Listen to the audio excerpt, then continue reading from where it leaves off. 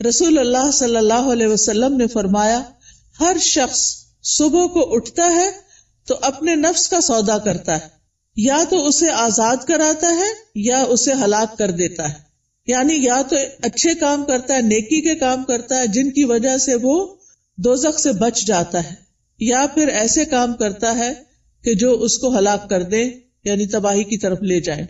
اب میں چند کام جو صبح سے رات تک کرنے چاہیے جو ہمیں سنت سے پتہ چلتے ہیں ان میں سے ایک ایک کا ذکر کروں گی، اور آپ اس کو سن کر اپنا جائزہ لیتے جائیے اور میرے ساتھ شیئر بھی کیجئے کہ کیا آپ یہ کرتے ہیں یا آپ کو کرنے کی ضرورت ہے۔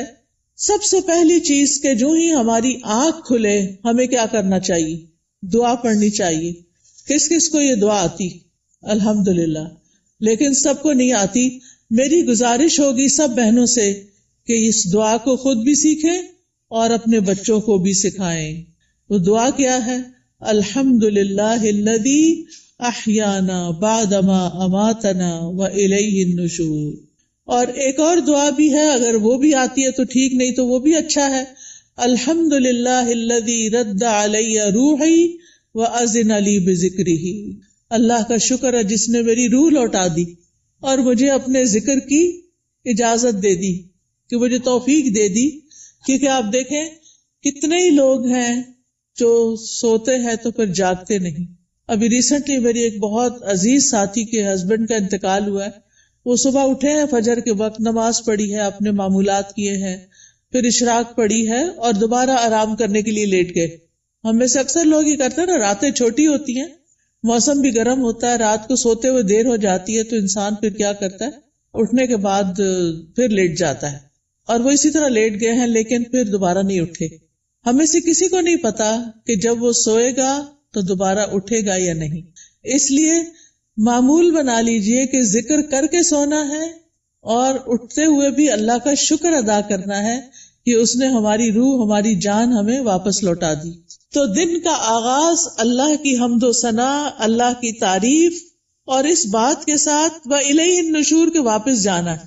ہماری واپسی بھی اللہ کی طرف سے۔ جس نے ہمیں زندہ کیا، پیدا کیا، وہی ہمیں موت دے گا۔ پھر آپ دیکھیے کہ اس کے ساتھ ہمیں یہ بھی یاد رکھنا چاہیے کہ کائنات کی ہر چیز تسبیح کر رہی ہے اللہ کی تعریف بیان کر رہی ہے۔ قیامت کے دن سب سے افضل بندے وہ ہوں گے جو کثرت سے اللہ کی تعریف کرتے ہیں، حمادون ان کو کہتے ہیں۔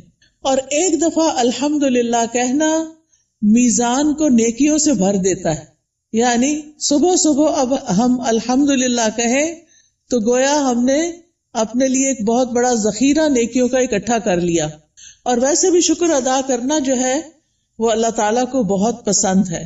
پھر آپ دیکھیں کہ جب یہ کہتا ہے نا کہ وَإِلَيْهِ النُّشُورُ، کہ دوبارہ اسی کی طرف جی اٹھنا ہے، تو قبر سے بھی اٹھنا ایسا ہی ہے جیسے کوئی بستر سے اٹھتا ہے۔ کسی کو اچھے خواب آتے ہیں وہاں اور کسی کو نہیں آتے۔ قبر میں بھی کچھ لوگ تو خوشحال ہوں گے اور کچھ لوگ برے حال میں ہوں گے۔ بہرحال قیامت کے دن سب کو اٹھنا ہوگا، تو انسان موت کو یاد کرتے ہوئے، اپنے مقصد کو سامنے رکھتے ہوئے کہ واپسی بھی ہے، اس طرح دن کا آغاز کرے تاکہ اچھے سے آغاز کرے۔ اس کے بعد سب سے پہلا کام آپ کیا کریں گے؟ بیڈ ٹی پئیں یا کچھ اور کریں گے؟ نماز فجر۔ نماز فجر اسی وقت پڑھیں گے جب آپ فجر کے لیے اٹھیں گے۔ جو لوگ اس وقت نہیں اٹھتے وہ بہت بڑا نقصان کر لیتے ہیں۔ لہذا دن کا آغاز فجر کی نماز سے۔ فجر کی نماز پہلی نماز ہے صبح کی، اس کی بڑی امپورٹنس ہے۔ اللہ تعالیٰ نے بندوں پر 5 نمازیں فرض کی ہیں، اور رسول اللہ صلی اللہ علیہ وسلم نے فرمایا جس نے انہیں ادا کیا اور ان کا حق ہلکا سمجھتے ہوئے ان میں سے کچھ ضائع نہ کیا تو اللہ تعالیٰ کا اس کے لیے قیامت کے دن یہ عہد ہے کہ اس کو جنت میں داخل فرمائے۔ اور جس نے ان کو ادا کیا مگر ان کا حق ہلکا سمجھتے ہوئے، معمولی چیز سمجھتے ہوئے نماز کو ان میں سے کچھ ضائع کر دیا، تو اللہ کا کوئی وعدہ نہیں، چاہے تو عذاب دے چاہے تو معاف کر دے۔ تو اس لیے دن کا آغاز اللہ کی نافرمانی سے نہیں کرنا۔ کس سے کرنا؟ فرما برداری سے۔ اور فرما برداری میں پہلی فرما برداری نماز۔ پہلا سوال قیامت کے دن نماز کا ہوگا۔ اگر اسی ٹیسٹ میں فیل ہو گئے تو آگے اور مشکلات ہو جائیں گی۔ اللہ سبحانہ تعالی دن میں 2 بار فرشتوں سے بندوں کی نماز کے بارے میں خبر لیتے ہیں، ایک فجر اور ایک عصر۔ وہ پوچھتے ہیں جب تم گئے تھے ان کے پاس تو کیا کر رہے تھے؟ فرشتے بتاتے ہیں وہ نماز پڑھ رہے تھے۔ جب تم نکلے تو کیا کر رہے تھے؟ کیونکہ عصر اور فجر میں شفٹ چینج ہوتی ہے فرشتوں کی۔ عصر کے وقت رات کے فرشتے آ جاتے ہیں ڈیوٹی پر، اور فجر کے وقت دن کے فرشتے آ جاتے ہیں۔ تو وہ بتاتے ہیں کہ ہم نے انہیں اس حال میں چھوڑا کہ وہ نماز پڑھ رہے تھے، اور اس حال میں ان کے پاس پہنچے کہ وہ نماز پڑھ رہے تھے۔ فجر کی نماز کے بارے میں آتا ہے، وہ آدمی ہرگز آگ میں نہیں جائے گا جس نے سورج نکلنے سے پہلے اور سورج کے غروب ہونے سے پہلے نماز پڑھی، یعنی فجر اور عصر۔ رسول اللہ صلی اللہ علیہ وسلم نے یہ بھی فرمایا کہ جس نے صبح کی نماز پڑھی وہ شام تک اللہ کے ذمے ہے، یعنی اللہ کی حفاظت میں ہے۔ تو فجر کی نماز بہت امپورٹنٹ نماز ہے، اور نماز پڑھنے والے سے اللہ کا رزق کا وعدہ ہے، اس لیے خود بھی نماز ادا کریں اور گھر والوں کو بھی اٹھائیں، پیار سے، محبت سے، امپورٹنس بتا کے کہ وہ سوتے نہ رہے، کیونکہ اس کی نحوست ہوتی ہے۔ فجر کی نماز میں 2 سنتیں پڑھنا بہت ضروری ہے۔ کچھ لوگ صرف فرض پڑھتے ہیں نا، تو فجر میں آپ سنت نہیں چھوڑ سکتے۔ حضرت عائشہ رضی اللہ تعالی عنہا بتاتی ہیں کہ آپ صلی اللہ علیہ وسلم نے فرمایا، فجر سے پہلے کی 2 رکعتیں دنیا اور جو کچھ اس میں اس سے بہتر ہے۔ نبی صلی اللہ علیہ وسلم نے ان 2 رکعتوں کو دنیا کی ہر چیز سے قیمتی قرار دیا۔ اور جو سویا رہے اس کے بارے میں آتا ہے، نبی صلی اللہ علیہ وسلم کے پاس ایک ایسے آدمی کا ذکر کیا گیا جو رات سے صبح تک سوتا ہی رہا۔ آپ نے فرمایا یہ ایسا شخص ہے جس کے کان، یا فرمایا دونوں کانوں میں شیطان پیشاب کرتا ہے، یعنی غافل ہو جاتا ہے پھر۔ اور اسی طرح ایک اور خواب آپ صلی اللہ علیہ وسلم کا، اس میں آپ کو دکھایا گیا کہ ایک شخص تھا جس کا سر پتھر سے کچلا جا رہا تھا۔ وہ قرآن کا حافظ تھا، لیکن قرآن سے غافل ہو گیا اور فرض نماز پڑھے بغیر سو جاتا تھا، یعنی نماز نہیں پڑھتا تھا اور سویا رہتا تھا۔ نماز پڑھتے ہوئے ایک چیز یہ بھی خیال کرنی ہے کہ خشوع کے ساتھ نماز پڑھنی۔ خشوع کا مطلب رونا نہیں ہوتا، بلکہ دل کا متوجہ ہونا ہوتا ہے، یعنی شعور کے ساتھ رب سے مناجات کریں، اطمینان اور خشوع سے سجدہ کریں، یعنی پورے سکون کے ساتھ، کیونکہ ایک سجدے کی وجہ سے اللہ تعالیٰ ایک درجہ بڑھا دیتے ہیں اور ایک گناہ مٹ جاتا ہے۔ نماز کے فوراً بعد کیا کرنا چاہیے؟ اذکار، شابش۔ نماز کے بعد اگر کوئی مصلی پر بیٹھا رہے تو جب تک اس کا وضو نہیں ٹوٹتا فرشتہ اس کے لیے دعا کرتا ہے، اللہم اغفر لہ، اللہم ارحمہ، اے اللہ اس کی بخشش فرما دے، اے اللہ اس پہ رحم فرما۔ یعنی آپ مصلی پہ بیٹھے ذکر کر رہے ہیں، تسبیحات پڑھ رہے ہیں، دعائیں کر رہے ہیں، اور فرشتہ آپ کے لیے دعائیں کرنا شروع ہو گیا ہے۔ تو ہم میں سے ہر ایک کو فرشتوں کی دعائیں لینی چاہیے۔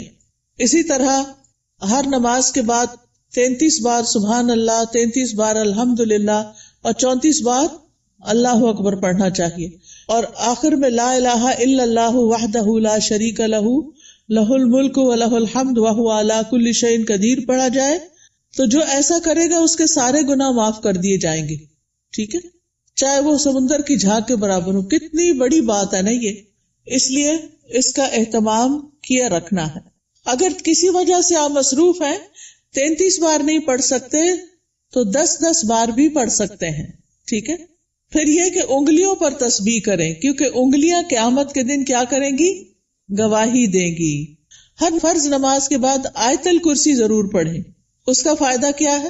جی، ایسے شخص کو موت کے علاوہ کوئی چیز جنت میں لے جانے سے نہیں روک سکتی۔ اتنا بڑا اجر و ثواب۔ میں یہ ساری باتیں اس لیے کر رہی ہوں کہ آپ اپنا جائزہ لیں۔ اگر کوئی چیز چھوٹ گئی ہے، بھول گئی ہے، پتہ ہے لیکن کرتے نہیں، تو کرنا شروع کر دیں۔ وہ دن جس میں یہ باتیں کریں گے آپ، اس کی نسبت بہت زیادہ اجر و ثواب والا ہوگا جس میں آپ یہ نہیں کریں گے۔ دنیا کے کام کبھی ختم نہیں ہو سکتے، لیکن ہمیں کیا کرنا چاہیے؟ اپنے اذکار، اپنی عبادات کو بھولنا نہیں۔ اسی طرح ہم میں سے اکثر لوگ کہتے ہیں مجھے نظر لگ گئی، وہ فلانے نے جادو کر دیا، وہ گھر میں یہ شر ہو گیا۔ تو اس کا حل بتایا گیا ہے کہ ہر نماز کے بعد قل هو اللہ 1 دفعہ، قل اعوذ برب الفلق 1 دفعہ، اور قل اعوذ برب الناس 1 دفعہ پڑھیں۔ یہ نماز کے بعد پڑھنی چاہیے۔ اچھا، اب آپ دیکھیے کہ بعض لوگ بیمار ہوتے ہیں، کوئی ایسی تکلیف ہوتی ہے ان کو سمجھ نہیں آتی، وہ پڑھ کے انہیں ہتھیلی پہ پھونک مار کے اپنے سر سے، منہ اور پورے جسم پر اپنا ہاتھ پھیر لیا کریں. اس سے انشاءاللہ ان کا شر بھی دور ہو جائے گا، ان کی بیماری بھی ختم ہوگی. نماز کے بعد کیا کرنا چاہیے؟ صبح شام کے اذکار، پروٹیکشن کی دعائیں. آپ میں سے کس کس کے پاس ایاک نستعین کتاب ہے؟ الحمدللہ کافی لوگوں کے پاس ہے. جس کے پاس نہیں، اگر آج آئی بھی ہے تو ضرور لے لیں. اور انگلش میں بھی ہے، اس میں ٹرانسلیٹریشن کی ہوئی ہے. اگر عربی نہیں پڑھ سکتے بچے تو ان کو انگلش میں پڑھنی آ جائے تو وہ بچوں کو ضرور ساتھ ساتھ سکھائیں. ہر ماں خود اپنے پڑھنے کے ساتھ اپنے بچوں کو بھی سکھائے. تو اگر زبانی یاد نہیں تو دیکھ کے پڑھ لیجئے.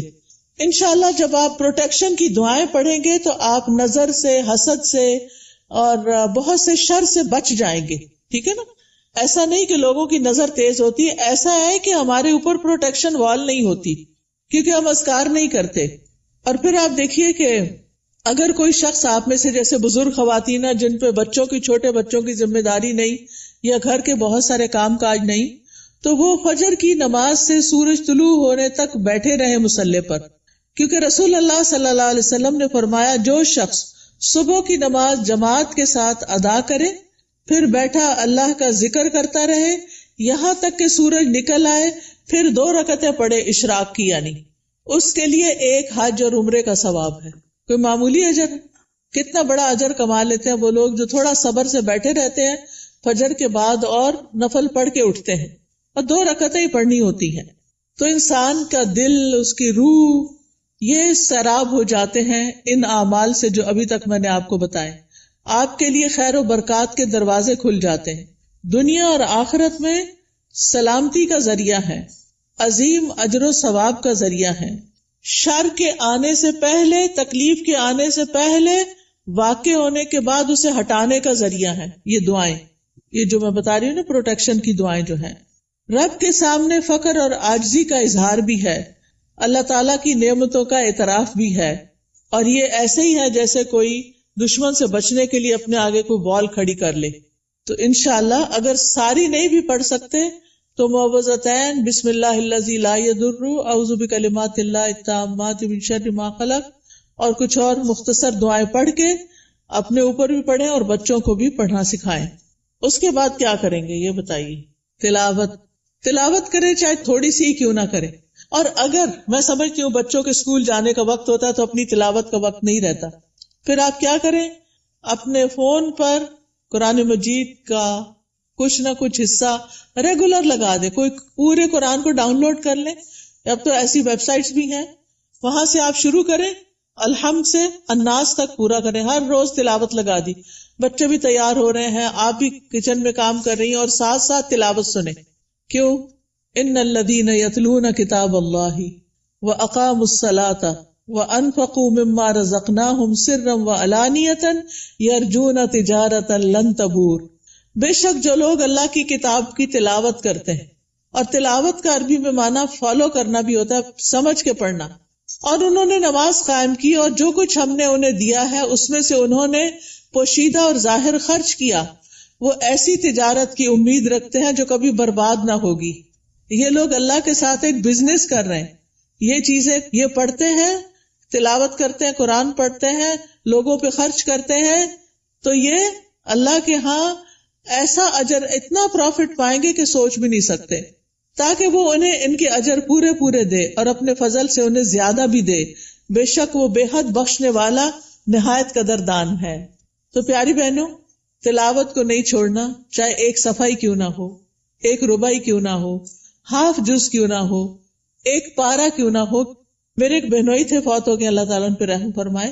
وہ چاند کی پہلی تاریخ کو پہلا سپارہ پڑھتے اور آخری کو آخری سپارہ پڑھتے، اور اس طرح ہر مہینے پورا قرآن ختم کر لیتے. تو جن لوگوں کی بہت زیادہ مصروفیات ہیں، ریٹائرڈ لائف گزار رہے ہیں، ان کو کیا کرنا چاہیے؟ قرآن کی تلاوت زیادہ کرنی چاہیے، کیونکہ قرآن جو ہے یہ غموں کا علاج ہے، شفا ہے، سکون کا ذریعہ ہے، اس لیے اس کو نہیں چھوڑنا. ایک حرف پڑھنے کا کتنا اجر ہے؟ 10 گنا. ایک حرف الف پڑھیں گے تو 10 نیکیاں، لام پڑھیں گے تو 10 نیکیاں، میم پڑھیں گے تو 10 نیکیاں. کیا کوئی اور کام کرنے سے اتنا پروفٹ آپ گین کر سکتے ہیں؟ نہیں. ہاں ایک مشکل ہے، کچھ لوگوں کو پڑھنا نہیں آتا، یا ان کی تجوید ٹھیک نہیں، یا وہ ڈرتے ہیں کہ کوئی سن لے گا تو پھر کیا ہوگا. تو ایسی صورت میں ان کو اپنی تجوید ٹھیک کرنی چاہیے. اس کے لیے میں آپ کو ایک طریقہ بتاتی ہوں، اور وہ طریقہ ہے ایک ایپ ڈاؤن لوڈ کر لیں، لرن قرآن. کس کس کے پاس ہے یہ ایپ؟ 8-10 لوگوں کے پاس ہے، زیادہ نہیں ہے. آپ یہ ایپ اگر ڈاؤن لوڈ کر لیں. اچھا، قرآن پر آل کس کے پاس ہے؟ وہ بھی تھوڑے سے لوگوں کے پاس ہے. ان دونوں میں سے کوئی بھی ایپ آپ ڈاؤن لوڈ کر لیں. یہ آپ آئی فون پہ بھی کر سکتے ہیں اور اینڈرائڈ پہ بھی کر سکتے ہیں. ٹھیک ہے، اس میں آپ تجوید سیکشن پہ چلے جائیں. تجوید پہ جائیں گے تو وہاں آپ کو ایک ایک آیت کہلوائی ہوئی ملے گی. پہلے ٹیچر پڑھے گی، پھر پیچھے آپ پڑھیں گے. تو آپ کیا کریں، جب ٹیچر پڑھ رہی ہو غور سے سنیں، جب اسٹوڈنٹس آگے پڑھے آپ بھی ساتھ شامل ہو جائیں. تو اس طرح روز پڑھتے پڑھتے آپ کی تجوید ٹھیک ہو جائے گی. کیونکہ بعض کا جب انسان بڑا ہو جاتا ہے نا تو اس کو شرم آتی ہے کسی کے پاس جا کے غلطیاں نکلوانے کی، یا ٹائم نہیں ہوتا، یا فیس نہیں دے سکتے، یا کوئی اور مسائل ہوتے ہیں. تو آپ قرآن مجید کھول کے بیٹھ جائیں، آڈیو لگا کے بیٹھ جائیں، اور 7 انگلی رکھ کے ایک ایک آیت کو پڑھ پڑھ کے یاد کریں. اس کے مخارج ٹھیک کریں، ادائیگی ٹھیک کریں. ٹھیک ہے، جس گھر میں قرآن پڑھا جاتا ہو وہاں فرشتے حاضر ہوتے ہیں. ابو ہریرہ کہا کرتے تھے، بے شک قرآن پڑھنے کی وجہ سے گھر اپنے رہنے والوں کے لیے کشادہ ہو جاتا ہے. اس میں فرشتے حاضر ہوتے ہیں، شیاطین اس گھر کو چھوڑ دیتے ہیں اور اس کی خیر و برکت بڑھ جاتی ہے. یعنی اس گھر میں خیر و برکت ہوتی ہے جس میں کیا ہوتا ہے، قرآن کی تلاوت ہوتی ہے. آج آپ دیکھیں ہمارے بچے ویڈیو گیمز کے پیچھے دیوانے ہیں، قرآن پڑھنے کے لیے تیار نہیں. ہم اپنے پیچھے کیا چھوڑ کے جا رہے ہیں؟ آپ کو پتا نا، جب بچے قرآن پڑھتے تو ماں باپ کو بھی ثواب ملتا ہے کیونکہ انہوں نے ان کو پڑھوایا. لیکن اگر ہمارے بچے قرآن ہی نہیں پڑھ رہے تو مرنے کے بعد کون ہمارے لیے دعائیں کرے گا، کون ہمارے لیے کچھ کرے گا؟ تو اس لیے پیاری بہنوں، آپ ان کے لیے عملی نمونہ بنو، رول ماڈل بنو. آپ گھر میں ان کے بیچ میں بیٹھ کے تلاوت کرو، سیکھو. اگر نہیں تو انہیں بتائے، میں اب دیکھو اس ایج میں سیکھ رہی ہوں، چلو ہم سب مل کے سیکھتے ہیں. ان کو بھی ساتھ بٹھا لیں، چھوٹی سی گھر میں کلاس بنا لیں، 2-3 بچے اور آپ خود بیٹھ جائیں. اگر آپ کے ہسبینڈ بھی ساتھ بیٹھ جائے تو بہت ہی اچھا ہے. اگر یہ نہیں ہوتا تو کوئی ٹیچر ہائر کریں جو گھر پہ آئے، یا آپ اس کے پاس لے جائیں یا آن لائن پڑھائیں. لیکن اس فریضے سے آپ نے کوتاہی نہیں کرنی کہ بچوں کو قرآن سکھا کے جانا ہے دنیا سے.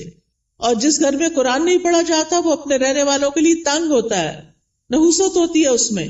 فرشتے اس گھر کو چھوڑ دیتے ہیں، شیاطین آ جاتے ہیں اور اس گھر کی خیر و برکت کم ہو جاتی. تب ہمارے اوپر ہے نا، ہم کیا چاہتے ہیں. قرآن مجید صرف موبائل سے نہیں پڑھیں، وہ بھی ٹھیک ہے اگر نسخہ نہیں ہے آپ کے پاس، لیکن مصحف ہونا چاہیے. اور مصحف کو اپنے سرانے رکھا کریں. سرانے سے مطلب بیڈ سائڈ ٹیبل ہے نا، وہاں رکھا کریں. کیونکہ قبر میں بھی قرآن سرہانے کی طرف سے آئے گا اور بچائے گا. اگر دنیا میں ساتھ نہیں رکھا نا، قبر میں نہیں آئے گا. سمجھ آ گئی بات؟ تو ابھی سے اس کو پاس رکھے، ساتھی بنائیں تاکہ قبر میں بھی وہ آپ کے ساتھ ہو. حدیث میں آتا ہے، آدمی کو جب اس کی قبر میں لایا جاتا ہے تو فرشتہ اس کے سر کی طرف سے عذاب دینے کے لیے آتا ہے. تو تلاوت قرآن اسے دور کر دیتی ہے. قبر میں عذاب نہیں دینے دیتے، وہ کہتے پیچھے جاؤ. جب فرشتہ سامنے آتا ہے تو صدقہ اسے دھکیل دیتا ہے. جب پاؤں کی طرف آتا ہے تو مساجد کی طرف جانا اس کو دھکیل دیتا ہے. ٹھیک ہے، پھر آپ دیکھیے کہ تلاوت کر لی آپ نے، تو آپ اب اٹھ کے 2 نفل پڑھ لیں اگر آپ نے پہلے نہیں پڑھے تلاوت سے. ورنہ فجر کی نماز پڑھ کے تلاوت شروع کر دیں اور پھر اشراق کے نفل پڑھ لیں، تو ٹائم بھی پاس ہو جائے گا، حج عمرے کا ثواب بھی ملے گا. یہ 2 نفل جو ہیں سارے جوڑوں کا صدقہ ہے. میں اکثر لوگوں کو بتاتی ہوں، اگر آپ کے جسم میں آپ کو جوائنٹس پین ہے تو آپ یہ تجربہ کر کے دیکھیں، اپنے سارے جوڑوں کا صبح صبح صدقہ دیں، 2 نفل پڑھیں، آپ کی تکلیف دور ہو جائے گی. کیونکہ میں نے یہ پرسنلی ایکسپیرینس کیا. پھر آپ دیکھیے ہر روز اپنے نفع مند علم میں اضافہ کریں، چاہے کوئی اچھا لیکچر سنیں، چاہے کوئی کلاس جوائن کریں، چاہے کوئی کتاب پڑھیں. تو علم نافع جو ہوتا ہے وہ 2 طرح کا ہوتا ہے، ایک دینی اور شرعی علم جس میں ہم قرآن کا ترجمہ سیکھتے ہیں، تفسیر سیکھتے ہیں، جس میں ہم دعائیں سیکھتے ہیں، جس میں ہم نماز کا طریقہ سیکھتے ہیں، سیرت کے بارے میں سیکھتے ہیں، احادیث پڑھتے ہیں. یہ دینی علوم ہے. اور دنیاوی علم جس سے انسان دوسروں کو فائدہ پہنچا سکے، جیسے طب ہے، ڈاکٹر بننا ہے، بزنس ہے، ایگریکلچر ہے، انڈسٹری کے بارے میں جاننا، آئی ٹی کے بارے میں، یہ ساری تعلیم حاصل کرنا تاکہ آپ دوسرے لوگوں کو فائدہ پہنچا سکیں اور اپنی ارننگ بھی کر سکیں. تو یہ بہت فائدے کی چیز ہے کہ اب آپ نے نماز، قرآن تلاوت، اشراق سب کر لی، اب یا اپنی جاب پہ جائیں یا پھر اگر گھر میں ہیں تو گھر کے کام کاج کریں اور اس کے بعد اپنا نالج بھی بڑھائیں. اس کے لیے آپ سیکوینس کے ساتھ لیکچر سنا کریں. کبھی حدیث جیسے شروع کر لی ہے تو وہ سارے لیکچرز پورے کر لیں، ہر روز ایک ایک کر کے. اگر تفسیر شروع کر لی ہے تو اس کو شروع کر کے آگے تک لے جائیں، لیکن اپنے علم میں پختگی لائیں. اور اگر ہو سکے تو کوئی نہ کوئی کلاس جوائن کریں. رسول اللہ صلی اللہ علیہ وسلم نے فرمایا، جو شخص صبح کے وقت اس لیے مسجد کی طرف نکلا کہ بھلائی سیکھے یا سکھائے تو اس کے لیے پورا حج ادا کرنے والے کے مثل اجر ہے. اتنا بڑا اجر ہے. یاد رکھیں، علم سیکھنے اور سکھانے کے لیے وقت مقرر کریں، جگہ مقرر کریں، ورنہ اگر آپ صرف چلتے پھرتے ہی سن رہے ہیں تو پکا علم نہیں آئے گا. کوئی بات سمجھ آئے گی، کوئی نہیں آئے گی. نہ ہونے سے بہتر ہے کچھ تو سن لیں، لیکن گھر میں بھی ٹیبل چیئر سیٹ کر کے رکھیں اور اپنا لیپ ٹاپ سیٹ کریں اور کوئی آن لائن کلاس جوائن کر لیں یا پھر گھر میں پڑھیں، خود سے سیلف اسٹڈی کریں، لیکن ٹائم اور پلیس، زمان اور مکان مقرر کریں. اس سے آپ کی گروتھ ہوگی. جتنا جتنا آپ سیکھتے جائیں گے آپ نیکیوں میں آگے بڑھتے جائیں گے، برائیوں سے دور ہوتے چلے جائیں گے. پھر آپ دیکھیں کچھ بہنیں ناشتہ نہیں کرتی، وہ کہتی ہیں کہ موٹے ہو جائیں گے اور چھوڑو پرے، لیکن ناشتہ ضرور کریں. آپ کو کام کرنے کے لیے، پڑھنے کے لیے، جاب پہ جانے کے لیے انرجی چاہیے. چاہے چند کھجوریں ہی کیوں نہ کھا لیں، کھجور پانی لے لیں، کچھ اور سیڈز وغیرہ لے لیں، نٹس لے لیں، جو بھی آپ کو پسند ہو. اگر دودھ پسند ہے تو زیادہ دودھ اور کم چائے ڈال کے پی لیں.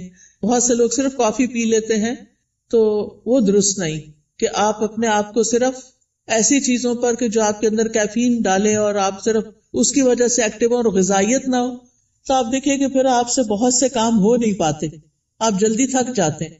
تو اس کو بھی بچائیے. اپنے جسم کی حفاظت بھی عبادت ہے، ٹھیک ہے نا؟ جسم کی حفاظت بھی عبادت ہے. یہ نہیں کہ سب کی ٹیک کیئر کرتے کرتے اپنے آپ کو بھلا کے رکھ دیں اور پھر کسی کام کے نہ رہیں، نمازیں بھی بیٹھ کے شروع کر دیں. یہ نہیں ہونا چاہیے. پھر آپ دیکھیے کہ کھانا بھی عبادت ہے. بسم اللہ پڑھ کر کھائیں، بیٹھ کر کھائیں. میں نے دیکھا ہے کہ بعض اوقات لوگ اس بات کی پرواہ نہیں کرتے، چلتے پھرتے کھا رہے ہوتے. خاص طور پر مائیں کچن میں کام کر رہی ہیں، اپنا ناشتہ رکھ لیا، ادھر سے ایک نوالا لیا، ادھر کام کیا. یہ درست نہیں. آپ کے بچے بھی یہی کریں گے. چھوٹے بچوں کو بھی میں نے دیکھا ہے وہی بھاگتے دوڑتے کھا رہے ہوتے ہیں. یہ درست طریقہ نہیں ہے. سنت طریقے سے کھائیں، کھانا عبادت ہو جائے گا. پھر دائیں ہاتھ سے کھائیں اور پیئیں. ہر گھونٹ پہ الحمدللہ کہیں. پھر کھانا کھا کر بھی دعا کریں. کس کس کو آتی ہے دعا؟ پڑھیں مل کے ذرا کھانا کھانے. الحمدللہ. کچھ لوگوں کے ہونٹ نہیں ہلے، یا تو دعا نہیں آتی یا بخل کیا انہوں نے پڑھنے میں. اگر نہیں آتی تو کوئی حرج نہیں، سیکھ لیں، آپ کا دن عبادت بن جائے گا. ہمارے دین میں صرف نماز پڑھنا عبادت نہیں. ہم نے ابھی آیت میں کیا سنا؟ نماز پڑھو اور نیکی کرو. وہ کون سی نیکی ہیں جو نماز کے علاوہ ہیں؟ وہ یہی نیکیاں ہیں. اپنی کیئر کرنا بھی نیکی ہے اور بسم اللہ پڑھ کے کھانا بھی نیکی ہے، الحمدللہ کہنا بھی نیکی ہے. جو بندہ پانی پی کر الحمدللہ کہتا ہے اللہ اسے راضی ہو جاتا ہے، خوش ہو جاتا ہے. کہ یہ مشکل کام تو نہیں اللہ کو راضی کرنا، بشرطے کہ ہمارے کچھ آداب اور مینرز ایسے ہوں. صبح صبح اپنے آپ سے سیلف ٹاک کیا کریں اور کہا کریں میری ساری زندگی میرے رب کے لیے، میں اللہ کی بندی ہوں، اللہ کی فرما بردار بنوں گی، اللہ کا حکم مانوں گی، اللہ کو راضی کروں گی. اپنے آپ سے یہ باتیں کیا کریں. میں ہر کام اللہ کی پسند کا کیا کروں گی، کیونکہ جو آپ سوچتے ہیں آپ بولتے ہیں پھر وہ کرتے بھی ہیں. ٹھیک ہے نا؟ کیونکہ ہمارے دل میں کیا ہوتا ہے، فلاں کیا کہے گا، اس کو خوش کرنا، اس کو راضی کرنا، فلانا کام کرنا، فلانا. ٹھیک ہے وہ سب کریں، لیکن اپنا خیال بھی رکھیں. ہم نماز پڑھ کے بھی عبادت کرتے ہیں، ہم مخلوق کا خیال رکھ کے بھی عبادت کر رہے ہوتے ہیں، اور ہم اپنے عادات کو اچھا بنا کے بھی عبادت کر رہے ہوتے ہیں. تو ہمیں اپنا ایمان بھی بڑھانا ہے اور ایمان بڑھانے والا ماحول بھی قائم کرنا ہے. اپنے گھر کا ماحول، اپنے سوشل سرکل کا ماحول ایمان بڑھانے والا. آپ ایسے لوگوں سے ملیں جن سے ملنے کے بعد آپ کا ایمان اوپر جائے، اور ان لوگوں سے ذرا دور رہیں، اسپیس دیں جن سے مل کے آپ کی طبیعت خراب ہوتی ہے، اور وہ ایسی غیبت کرتے ہیں کہ آپ کا ایمان خراب کر دیتے ہیں. کیونکہ میں نے دیکھا ہے کہ بہت دفعہ خواتین سب بچے وغیرہ اسکول گئے، ہسبینڈ آفس گئے، اب کیا شروع ہو گئے، موقع مل گیا ان سب کی شکایتیں کرنے کا. کبھی اماں کو شکایت لگا رہے ہیں، کبھی دوست کو لگا رہے ہیں، روزانہ کی روٹین. کچھ لوگوں کو تو ہمیں فون کرنا ہی ہوتا ہے کہ ہمارے دوست ہوتے ہیں، آ نہیں سکتے، ہم جا نہیں سکتے، تو ہم فون پہ باتیں کرتے ہیں. اور اب تو فیس ٹائم اور پتہ نہیں کیا کیا باتیں کرنے کے ذریعے آ گئے ہیں دور بیٹھے لوگوں سے بھی. ایک دن ایک بچی نے مجھے فون کیا، رو رہی ہو. میں نے کہا کیا مسئلہ ہے، تمہیں کچھ اور کی طرف سے تکلیف ہے؟ نہیں کوئی تکلیف نہیں، تمہارے رزق کی کمی نہیں، وہ بھی کمی نہیں، میرے پاس ہر نعمت. میں نے کہا پھر کیوں رو رہی؟ کہتی ہے وہ میری بھابھی نے میری امی کا جینا حرام کر رکھا ہے. میں نے کہا آپ کو کیسے پتا چلا؟ یعنی مجھے لیٹسٹ خبر دے رہی تھی کہ آج میری بھابھی نے یہ فساد گھر میں کیا. میں نے کہا وہ اللہ کے بندے آپ کو بتاتے کیوں ہیں؟ وہ یو کے میں رہتی تھی. میں نے کہا آپ پاکستان کی خبریں یو کے میں سن کے رو کے کینیڈا میں رپورٹ کر رہی ہیں، ساری دنیا کو سر پہ اٹھائے ہوئے ہیں. کیا فائدہ ایسی زندگی کا؟ اگر ہمارے گھر میں کوئی جھگڑا نہ تھا، اللہ کے واسطے بیٹیوں کو آرام سے اپنے گھر میں رہنے دیں، اپنے جھگڑوں کو گھر میں خود ہی نپٹا لیں. بہو کی شکایتیں بیٹی کو، بیٹی کی شکایتیں باپ کو، اس کو یہ چھوڑ دیں. یہ سکون برباد کرنے والی چیزیں ہیں. بات کریں تو علم کی بات کریں، اچھی کسی کو کھانا پکانے کی ٹپ دیں، کوئی بیمار ہے تو اس کو صحت کے لیے کوئی مشورہ دیں، لیکن اس قسم کی باتیں نہ کریں کیونکہ یہ غیبت ہے. اور آپ کی نے جو صبح سے وہ اٹھی ہوئی ہے نا اور جو کچھ کیا ہے سب صفائی ہو جائے گی، شام ہونے سے پہلے سب کچھ ختم. تو اس لیے بہت ضروری ہے کہ ہم کیا کریں، اپنی زندگی کا جائزہ لیں کہ کون سی چیزیں ایمان بڑھانے والی ہیں اور کون سی گھٹانے والی ہیں. ایمان گھٹانے والے کام، گناہ کے کام، نافرمانی کے کام، جھوٹ اور بخل. پھر آپ دیکھیں کہ اپنے جسم اور اپنی روح کا خیال کرنے کے لیے اپنے آپ کو صاف ستھرا رکھیں، یہ بھی عبادت ہے. آپ نے وہ حدیث سنی ہوگی نا، صفائی نصف ایمان ہے، وہ بچپن میں رٹا دیتے ہیں. اپنے جسم کی صفائی، ایکسٹرا بالوں کی صفائی، اپنے کپڑوں کی صفائی، اپنے گھر کی صفائی پہ لگ جائیں. اور کس نیت سے کہ یہ عبادت ہے. میں اپنا ماحول صاف کر رہی ہوں، اپنے گارڈن کو صاف کر رہی ہوں، اپنی کھڑکیاں صاف کر رہی ہوں، جو بھی کریں. اور ایک ہی دن میں سب کچھ نہیں کریں، پھر نماز بھی نہیں پڑھی جائے گی. اپنا اسکیجول بنا کے سیٹرڈے کو یہ کرنا، سنڈے کو یہ، منڈے کو یہ، اور کس کام میں کس کو ساتھ لگانا ہے، بچوں کو لگانا ہے، ہسبینڈ کو لگانا ہے، اپنی کسی فرینڈ کو بلا کے ساتھ لگانا ہے، وہ سارا کچھ لکھ کے رکھ لیں. اور اکیلی اپنی جان پہ زیادہ بوجھ نہ ڈالے، ٹھیک ہے. پھر اپنے جسم، ناخن، بال، دانتوں، ان سب کی صفائی کا اہتمام. مسواک رب کو راضی کرنے کا ذریعہ ہے. پھر وضو کے بعد کی دعا، پھر اذان سن کے اس کی دعا. پھر کوئی بھی ایسی چیز جو آپ کو پریشان کرتی ہے اس کے بارے میں اپنے رب پر توکل کہ یا رب تو ہی کرنے والا ہے، میں تیری ہی طرف رجوع کرتی ہوں، تجھ سے ہی دعا کرتی ہوں. اور رب سے دل ہی دل میں باتیں کیا کریں. کسی بھی طرح کے حالات ہوں، اللہ کی رحمت سے نا امید نہ ہوں، اللہ کی رحمت سے پر امید رہیں. باہر گروسری کرنے جا رہے ہیں، کوئی بھی کام کر رہے ہیں، اس کے ساتھ اپنا غور و فکر اور ذکر جاری رکھیں. تمام دن اللہ کے ذکر سے اپنی زبان کو تر رکھیں. یعنی دنیا کے کام کرتے ہوئے جب زبان یعنی کہ خالی ہے، کچھ بھی بولنے کو نہیں، تو اللہ کا ذکر دل ہی دل میں اور زبان سے کرتے رہیں، کیونکہ اس سے آپ کے دل میں سکون رہے گا، آپ کی روح سرشار رہے گی. ایک دفعہ سبحان اللہ اور الحمدللہ کہنے سے زمین آسمان بھر جاتا ہے. اور یہاں پر کچھ کارڈز بھی ہم آپ کے لیے لائے ہیں جن میں اذکار ہیں، تو اپنے کام کاج سے فارغ ہو کے آپ وہ ذکر کر سکتے ہیں، جیسے یہ تسبیحات ہیں. پھر اسی طرح اگر آپ کو رزق کی تنگی ہے تو یہ رزق میں کشادگی کے لیے دعائیں ہیں.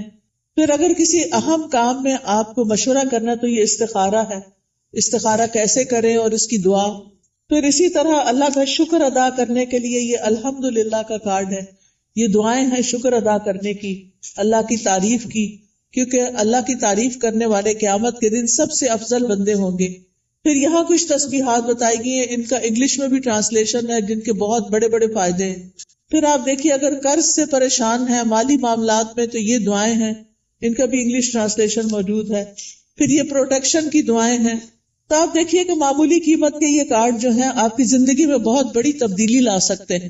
تو آپ نے اگر یہ سارے اپنے گھر میں رکھے ہوئے ہوں ایک دن ایک اٹھا کے پڑھ لیجئے، دوسرے دن دوسرا پڑھ لیجئے، تیسرے دن تیسرا پڑھ لیجئے، اور اس طرح آپ کا ذکر کے ساتھ ایک رابطہ قائم ہو جائے گا. کثرت سے توبہ استغفار کریں. اگر کوئی مسائل ہے زندگی میں، کوئی پریشان کر رہی ہے چیز، تو استغفار کی کثرت، استغفر اللہ کی تسبیح کر سکتے ہیں، اللہم اغفر لی کی تسبیح کر سکتے ہیں. پھر اسی طرح وقت کا بہتر سے بہتر استعمال کریں. وقت جو ہے وہ بہت قیمتی نعمت ہے. ایک دفعہ اگر وقت چلا جائے تو دوبارہ نہیں آتا، اس لیے ہر دن کو مفید اور پروڈکٹیو ڈے بنائیں. رسول اللہ صلی اللہ علیہ وسلم نے فرمایا 2 نعمتیں ایسی ہیں جن کے بارے میں اکثر لوگ خسارے میں ڈالے گئے ہیں، ایک تندرستی اور دوسرے فراغت، کہ اس سے وہ فائدہ نہیں اٹھاتے جتنا اٹھانا چاہیے. بیمار ہو کر تو انسان کچھ کر نہیں سکتا. جب تک اللہ آپ کو چلتا پھرتا رکھے، آپ عبادت بھی خوب دل بھر کے کریں اور بندوں کی خدمت بھی کریں اور فضول قسم کی ایکٹیویٹیز میں اپنا وقت ضائع نہ کریں. آپ دیکھیے کہ ہمارے دن میں کئی ڈسٹریکشنز ہوتی ہیں، خاص طور پر فون کی وجہ سے. ہم نے کوئی اپنے گول سیٹ کیے ہوئے ہوتے کہ آج کے دن میں نے یہ اور یہ کام کرنے ہیں. آپ کرنا شروع کرتے ہیں کہ اتنے میں بیل بج جاتی ہے، آپ فون اٹھا لیتے ہیں اور کہیں سے کہیں پہنچ جاتے ہیں، اور جو کرنے کا کام تو وہ دھرے کا طرح رہ گیا. تو اس چیز سے بھی آپ نے کانشیس رہنا ہے. کچھ وقت کے لیے فون بند کر دیا کریں اور اس وقت اپنے کرنے کے کام پہلے پورے کریں، پھر اس کے بعد فون کھولیں، تاکہ آپ کا دن نتیجہ خیز دن ہو.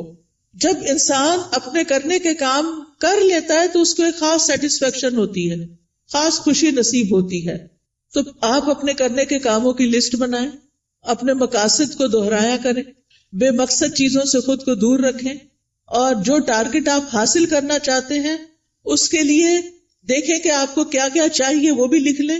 پھر اسی طرح کاموں کو لٹکائیں نہ، تاخیر نہ کریں، وقت پر کریں. روٹین بنائیں تو کام سارے ہی ہو جائیں گے، کیونکہ ہیپ ہیزٹ، کبھی کچھ کر لیا، کبھی کچھ کر لیا، کبھی کچھ کر لیا، بہت وقت ضائع ہوتا ہے. ایک کام کرتے ہوئے آپ کو یہ پتا ہونا چاہیے کہ نیکسٹ کیا کرنا ہے مجھے. یہ نہیں کہ اوہو آج میں یہ تو کرنا بھول ہی گئی، یہ تو پڑھا ہی نہیں، یہ تو کیا ہی نہیں. پھر آپ دیکھیے کہ جتنے بھی اطاعت کے کام، عبادت کے کام ہوتے ہیں، اس میں مشقت لگتی ہے، محنت لگتی ہے. اس کے لیے اپنے نفس سے جہاد کرنا پڑتا ہے، اپنے نفس کو کنٹرول کرنا پڑتا ہے، کیونکہ کامیاب بھی وہی ہوتا ہے جو نفس کا تزکیہ کر لیتا ہے. قد افلح من تزکا وذکر اسم ربہ فصلی، فلاح پا گیا جس نے پاکیزگی اختیار کی اور اپنے رب کا نام یاد کیا، پھر نماز پڑھی. یہ ہے کامیاب ہونے والے. لہذا دن بھر اپنی نمازوں کی حفاظت، کیونکہ نماز قبر میں ساتھ داخل ہوگی، بچوں نے بھی نہیں داخل ہونا، مال نے بھی داخل نہیں ہونا، کسی دوست نے بھی ساتھ نہیں جانا. جس چیز نے جانا ہے اس کی فکر سب سے پہلے کرے. نبی صلی اللہ علیہ وسلم سے سوال کیا گیا کہ سب سے افضل اعمال کون سے ہیں، تو آپ نے فرمایا نماز کو اس کے اول وقت پر ادا کرنا. ٹائم ہو تو بلا وجہ تاخیر نہ کریں، فوراً پڑھ لیں. اور پھر نماز کی 12 سنتیں بھی ادا کیا کریں دن بھر میں، کیونکہ ایسا کرنے والے کے لیے جنت میں گھر بنا دیا جاتا ہے. آپ دیکھیے کہ صرف 1 سال اگر کوئی شخص سنت موقدہ پڑھتا ہے تو نہ پڑھنے والے کے درمیان اور اس کے درمیان 4320 رکعتوں کا فرق پڑ جاتا ہے. یعنی ایک وہ شخص جو 12 رکعتیں پڑھتا ہے سال بھر اور دوسرا صرف فرض پڑھ رہا ہے اور کوئی نہیں پڑھ رہا سنت، تو ان دونوں کے درمیان 1 سال میں اتنا فرق پڑ جائے گا. اگر 1 رکعت بھی وتر روز پڑھتے ہیں آپ تو سال میں 365 رکعتیں بنتی ہیں، یہ منیمم. لیکن کچھ لوگ وتر بھی نہیں پڑھتے، وہ اس سے بھی محروم. روزانہ چاشت کی 2 رکعتیں پڑھنا یا اشراق کی 2 رکعتیں پڑھنا اور نہ پڑھنا برابر نہیں، 703 رکعتوں کا فرق پڑ جاتا ہے. ٹھیک ہے، تو اس لیے اپنی سستی کی وجہ سے نمازوں سے غفلت نہ برتیں، سنتوں کی بھی حفاظت کریں. پھر یہ ہے کہ دن میں کوئی چوٹ لگ گئی، کوئی بری خبر سن لی، کوئی بچے کا کام ایسا آ گیا، کوئی دل کو ناخوشگوار کرنے والی چیزیں آ گئی، تو ایسے میں اللہ کی طرف فوراً رجوع کریں. کوئی بری خبر سن لی، فوراً اللہ کی طرف رجوع. اور پھر اس کے بعد ہر کام عبادت سمجھتے ہوئے کریں، چاہے کھانا پکانا ہے، چاہے صفائی کرنا ہے، چاہے کپڑے دھونا ہے. کھانا کھلانا جو ہے وہ افضل ترین عبادت ہے. قرآن مجید میں آتا ہے وَيُطْعِمُونَ الطَّعَامَ عَلَى حُبِّهِ مِسْكِينًا وَيَتِيمًا وَأَسِيرًا إِنَّمَا نُطْعِمُكُمْ لوجہ اللہ لا نرید منکم جزاء ولا شکورا. وہ اس کی محبت میں کھلاتے ہیں مسکین کو، یتیم کو، اسیر قیدی کو. کیا کہتے ہیں کھلاتے ہوئے؟ ہم تمہیں صرف اللہ کے چہرے کی خاطر کھلا رہے ہیں کہ ہم اللہ کا دیدار کرنا چاہتے ہیں. ہم تم سے نہ شکریہ چاہتے ہیں نہ بدلہ چاہتے ہیں. انا نخاف من ربنا یوما عبوسا قمطریرا. بے شک ہم اپنے رب سے اس دن کے بارے میں ڈرتے ہیں جو تیوری چڑھانے والا نہایت سخت ہوگا. تو ان کے ساتھ کیا معاملہ ہوگا؟ اللہ بھی ان کو قیامت کے دن کی مشقتوں سے بچا لے گا اور ان کو خوشی اور تر و تازگی ملے گی. فوقاہم اللہ شر ذلک اليوم ولقاہم نضرۃ وسرورا. تو اس لیے کھانا گھر والوں کو بھی پکا کے کھلائیں یا مہمانوں کے لیے پکائیں تو خوشی خوشی پکائیں، احسان نہ جتائیں اور ضائع نہ کریں. کپڑے دھونا، نہانا، بچوں کو نہلانا، گھر صاف کرنا، یہ سب صفائی اور طہارت کے اہتمام ہیں، یہ ایمان کو مکمل کرتے ہیں. پھر آپ دیکھیے کہ نیکیوں کے کام میں سستی نہیں کرنی.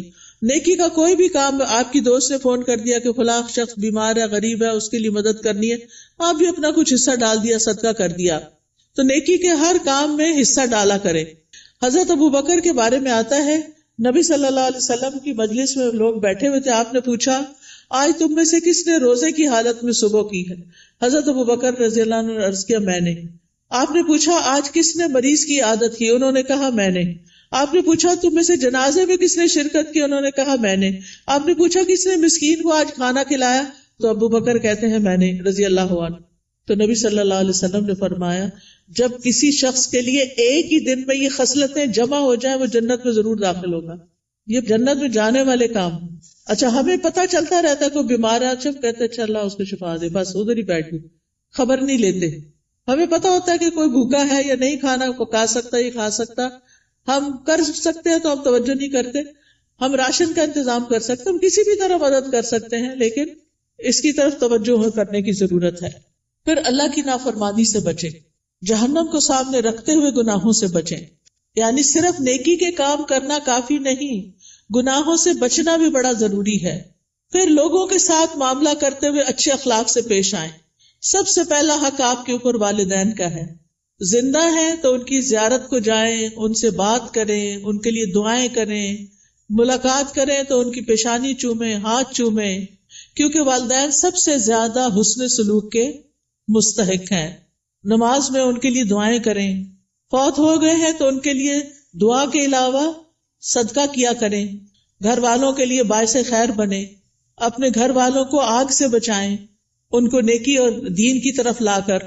پھر اسی طرح جہاں بھی بیٹھے خیر پھیلانے والے بنے، دوسروں کا بھلا کرنے والے، دوسروں کو فائدہ پہنچانے والے. کسی کو کوئی اچھا مشورہ دے دینا، کسی کا کوئی دل ہلکا کر دینا، کسی کو کوئی کسی چیز کے بارے میں رہنمائی کر دینا، علم سکھانا. آپ دیکھیے کہ بعض اوقات علم سکھانا مال خرچ کرنے سے بھی افضل ہے. کیوں؟ اس لیے کہ مال خرچ کرنے سے ختم ہو جاتا ہے اور علم سکھانے سے بڑھ جاتا ہے اور پکا ہو جاتا ہے. اس لیے چاہے اپنے بچوں کو سکھائیں، چاہے اپنے بہن بھائیوں کو کچھ نہ کچھ چھوٹا موٹا کنٹریبیوشن کرتے رہا کریں. جو اچھی باتیں آپ کو پتہ چلی ہیں وہ دوسروں کو بھی بتائیں. اس کے لیے آپ کے گھر میں کتابیں ہونی چاہیے، آپ کو کوئی نہ کوئی کلاس جوائن کرنی چاہیے تاکہ آپ سیکھیں اور سکھائیں. اس کے لیے کوئی بہت پی ایچ ڈی کرنے کی ضرورت نہیں ہوتی، وہ چند لوگ بھی کر لے تو کافی ہو جاتے ہیں.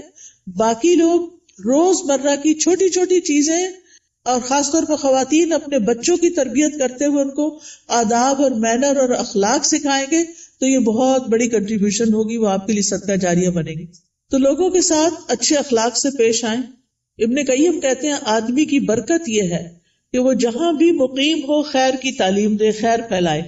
تو اچھے اخلاق سے بھی انسان خیر پھیلا رہا ہوتا ہے.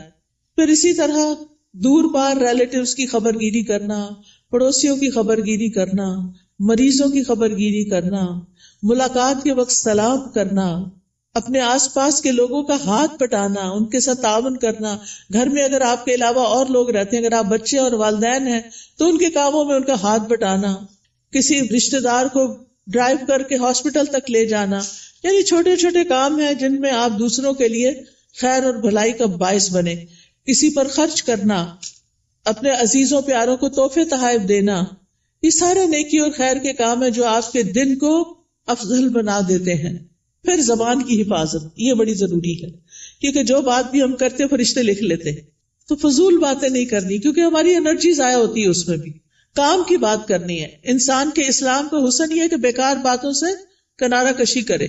نبی صلی اللہ علیہ وسلم نے فرمایا خوشخبری ہے اس کے لیے جس نے اپنی زبان پہ قابو پا لیا اور اسے اس کے گھر نے گنجائش دی اور وہ اپنے گناہ پہ رویا. یعنی اس کا گھر اس کے لیے کافی ہو گیا، اس کے لیے سہولت ہے اس میں، اور فضول باتیں نہیں کرتا. کیلو کال چھوڑ دینا چاہیے. ہی سیڈ، شی سیڈ، یہ کہا گیا، فلاں نے یہ کیا، اس نے وہ، اس سے بہت سے فساد پھیلتے ہیں. مغیرہ بن شعبہ کہتے ہیں نبی صلی اللہ علیہ وسلم نے فرمایا بے شک اللہ تعالیٰ تمہارے لیے 3 باتیں پسند نہیں کرتا. بلا وجہ کی گپ شپ، بیکار کی باتیں اللہ کو پسند نہیں. مال ضائع کرنا، اور اس میں بعض اوقات ایکسٹرا ٹیشو استعمال کرنا، ٹیپ کھول کے باتوں میں لگ جانا اور پانی ضائع کرنا، بلا وجہ بتیاں جلا کے رکھنا، بیکار میں ادھر ادھر گھومنا، گاڑی کا گیس ختم کرنا.